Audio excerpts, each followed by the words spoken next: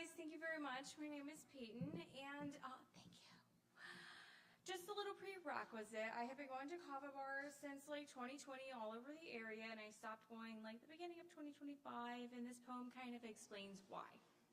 So here's this. It's called I Was Here Before.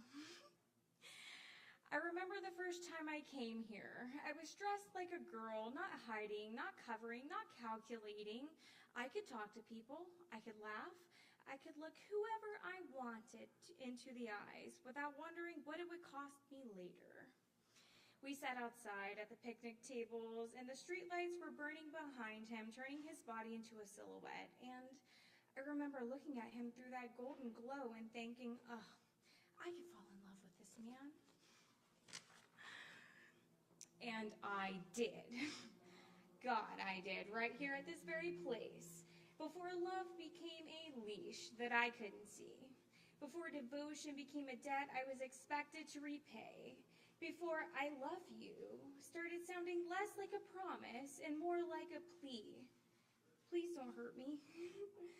It's strange how a place can remember a version of you that you no longer recognize. How the same picnic tables can hold both the beginning of a love story and the evidence of how badly it ended. Maybe that's what impermanence means. Everything changes. The person you meet is not always the person you know. The person you become is not always the person you were.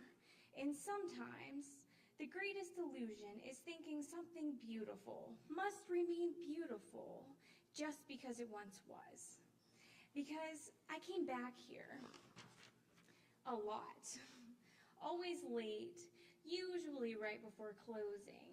But somewhere between that first night and the nights that followed, I stopped being the girl at the picnic table.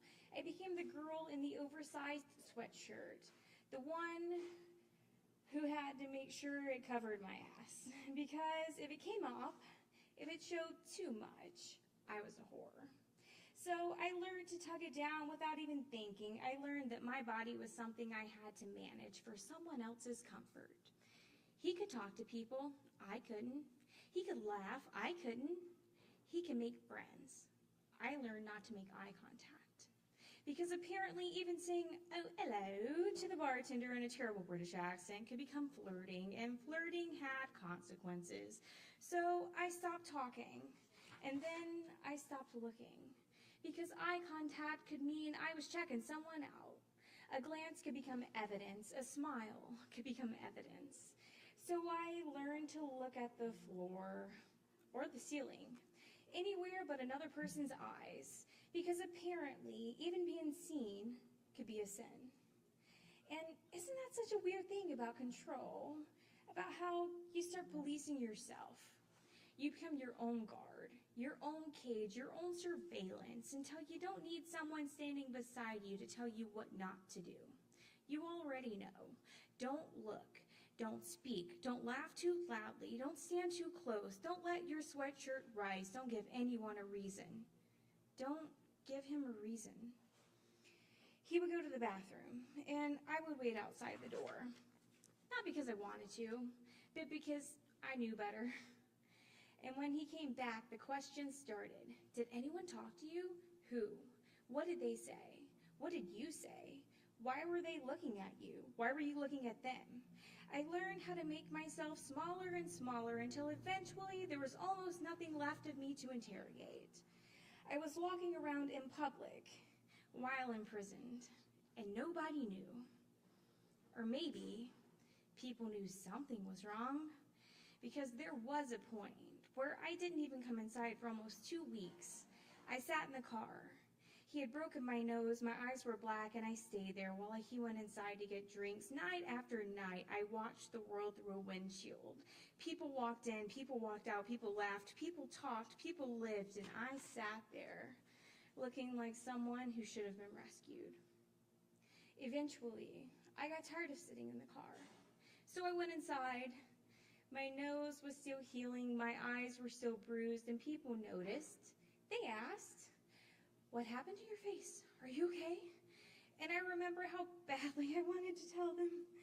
But he always had a story. A box fell at work and hit my nose. I slipped at work and hit my face. I was plea binding him and he reacted too quickly and bumped my nose. So many mistruths that the truth would have sounded like the strangest one.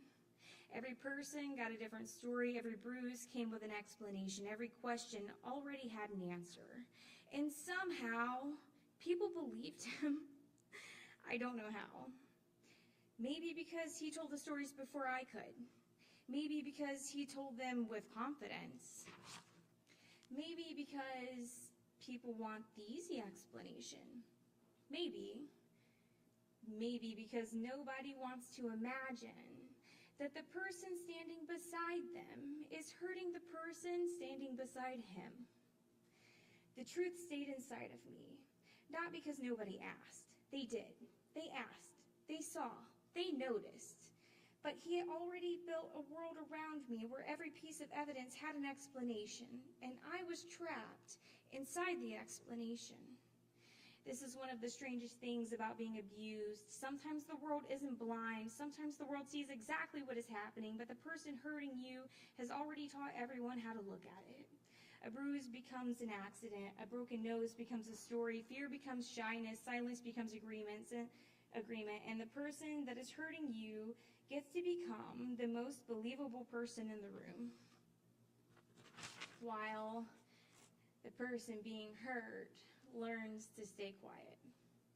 Because telling the truth doesn't always feel like freedom when you know what happens afterwards. And it's so strange how this is also where I fell in love with him.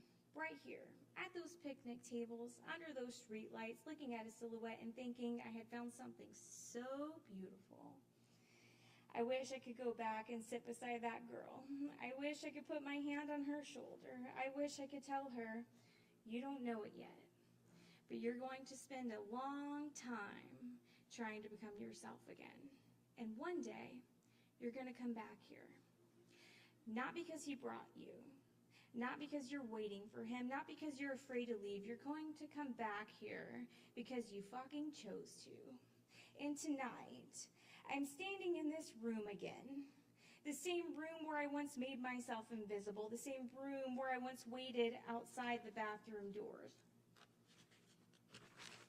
The same room where I once sat, covered in bruises, and wondered if anybody could see them. The same room where a younger version of me looked at a silhouette beneath the streetlights and fell in love. But this time, I'm not looking at the floor. I'm not looking at the ceiling. I'm looking at you. I'm looking at everybody. I'm letting myself be seen, and nobody gets to punish me for it because I was here before.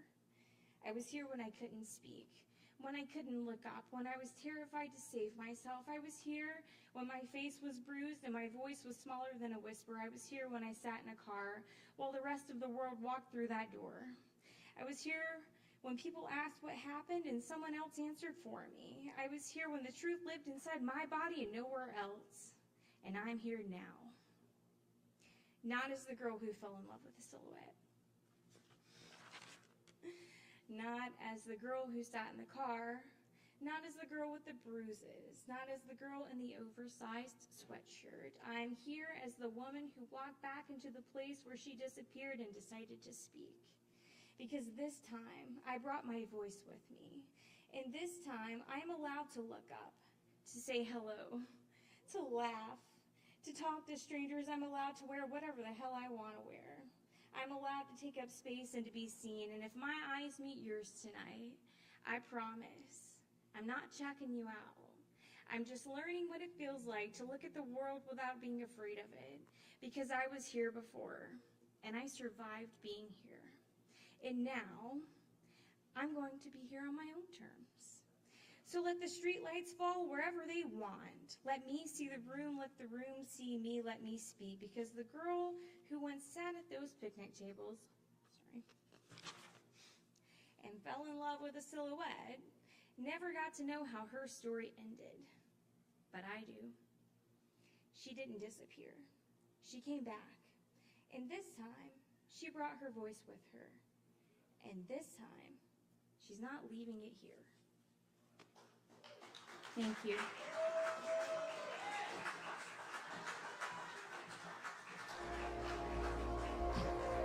That's Peyton A, y'all. Let's keep it going. Powerful.